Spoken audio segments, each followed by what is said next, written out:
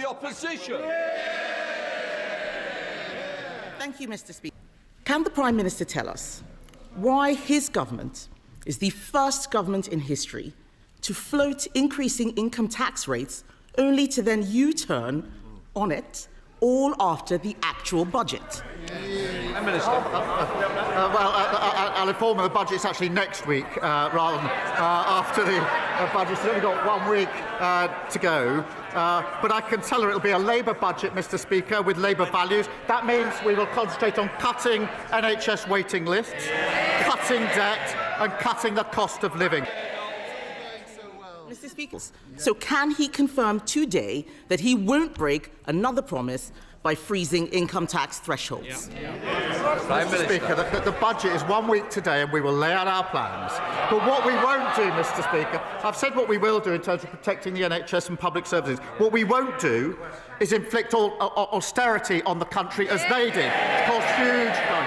What we won't do is inflict a borrowing spree like Liz Truss did, also inflicted and did huge damage. In her budget speech last year, the Chancellor said, and I quote, "I am keeping every single promise on tax that I made in our manifesto. So there will be no extension of the freeze in income tax and national insurance thresholds." Why was freezing thresholds a breach of the manifesto last year, but it isn't this year? Prime Minister. Mr. Speaker, every week she comes along and speculates and distorts. Last year, Mr. Speaker, last year they predicted recession. And what did we get? The fastest growing economy in the G7 in the first half of the year. They opposed NHS investment. And what did we get? 5 million extra appointments in the first year of a Labour government. They tried growing the economy with millions on NHS waiting lists, with our schools crumbling and holes in our road. It didn't work. What do they want to do now? Go back to the same failed experiment.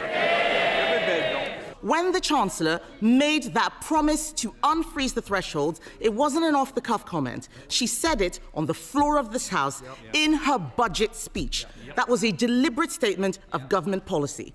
So if she breaks such a clear promise, how can the public trust a word that she says next week?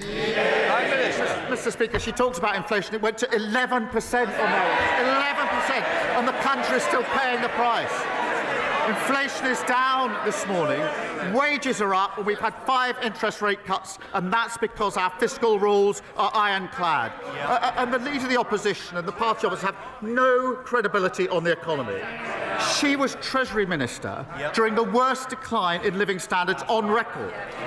And she said that Liz Truss got the mini-budget 100% right.